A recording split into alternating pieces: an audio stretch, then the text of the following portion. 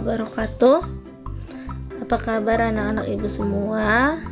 Kembali lagi, hari ini kita akan belajar mata pelajaran sejarah kebudayaan Islam pada bab kedua, yaitu tentang bukti kerasulan Nabi Muhammad SAW. Nah, bisa kalian buka ya buku salam kalian pada halaman 127. Simak baik-baik ya apa yang ibu jelaskan.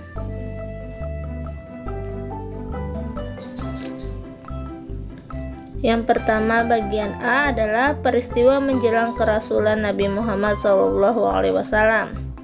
Menjelang usia 40 tahun, Nabi Muhammad menjumpai banyak peristiwa-peristiwa menakjubkan dalam hidupnya. Di antara peristiwa-peristiwa menjelang kenabiannya adalah sebagai berikut. Yang pertama adalah terjaga dari berbuat dosa dan maksiat atau disebut maksum. Nabi Muhammad SAW adalah manusia yang maksum.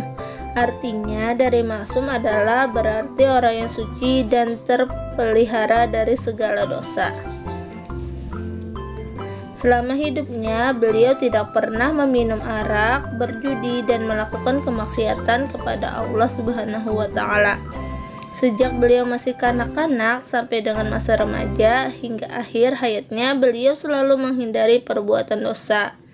Nabi Muhammad SAW sejak kanak-kanak sampai remaja telah memiliki tanda-tanda kenabian atau yang disebut dengan irhas. Semua sikap, perkataan, dan tingkah lakunya sangat terpuji sehingga dikagumi banyak orang. Kisah yang menjelaskan bahwa Nabi Muhammad SAW terpelihara dari dosa adalah ketika pada suatu malam Nabi Muhammad SAW ingin pergi ke Baitullah. Nabi berniat menghadiri suatu acara pernikahan, namun ternyata acara tersebut penuh dengan pertunjukan maksiat. Tetapi sebelum sampai ke Baitullah, Allah Subhanahu wa Ta'ala telah menghentikan langkahnya dengan menjadikan kedua matanya mengantuk. Akhirnya beliau pulang dan tertidur pulas, sehingga terhindar dari dosa dan maksiat. Lalu yang kedua adalah sering didatangi mimpi-mimpi kebenaran atau disebut dengan ar-ra'yu asyadikah. Sebelum Nabi Muhammad SAW menerima wahyu, pada waktu beliau tidur di malam hari sering menerima mimpi yang benar. Dalam mimpinya itu, beliau ditunjukkan peristiwa yang telah terjadi sebelumnya dan peristiwa-peristiwa tersebut yang akan terjadi pada masa depan. Mimpi-mimpi itu seakan-akan terjadi dalam kehidupan nyata. Lalu yang ketiga adalah sering pergi mengasingkan diri atau disebut dengan uzlah dan tafakur di Gua Hira.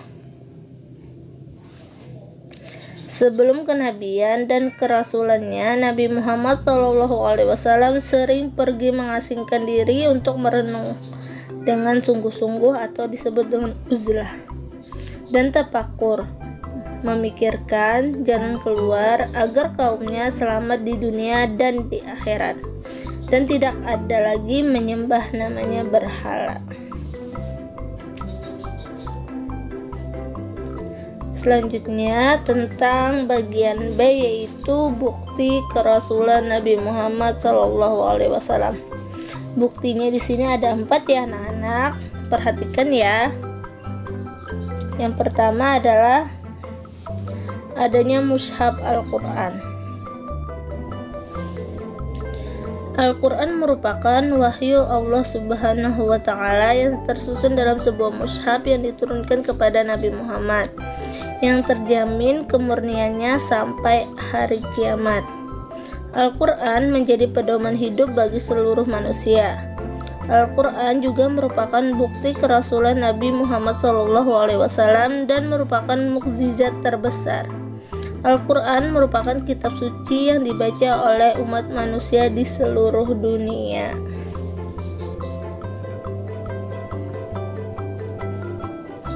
Lalu yang kedua, turunnya syariah agama Islam. Semua ajaran atau syariah yang dibawa oleh para nabi dan rasul berisi tentang tauhid atau keesaan Tuhan. Semuanya berpedoman pada kitab-kitab yang diturunkan kepadanya, yaitu seperti agama yang dibawa oleh Nabi Daud alaihi salam, Nabi Musa, Nabi Isa, Nabi Ibrahim, dan Nabi Ismail. Syariah yang dibawa oleh Nabi Muhammad berpedoman pada kitab suci Al-Quran. Agama Islam tidak hanya mengatur kehidupan manusia di dunia, tetapi juga berisi tuntunan agar selamat di akhirat kelak. Agama Islam menyempurnakan agama-agama yang dibawa para nabi dan rasul terdahulu. Oleh sebab itu, agama Islam ini sebagai salah satu bukti kerasulan Nabi Muhammad SAW.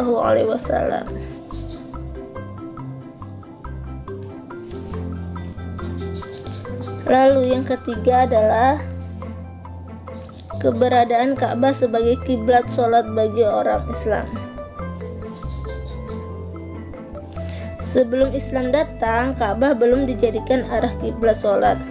Arah kiblat masih menuju ke arah Masjidil Aqsa di Palestina. Setelah Nabi Muhammad SAW diangkat menjadi nabi, Allah memerintahkan Nabi Muhammad mengubah arah kiblat sholat Ka'bah di kota Makkah Al-Mukarramah.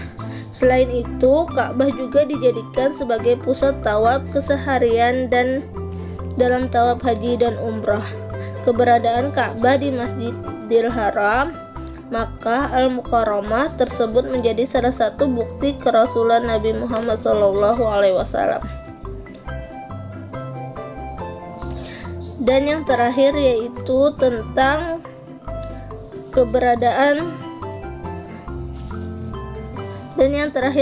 yang keempat, keberadaan kota Madinah sebagai pusat dakwah dan kepemimpinan Nabi Muhammad SAW. Sesudah Nabi Muhammad hijrah dari Mekah, kota Yatsrib mengubah nama menjadi Madinah.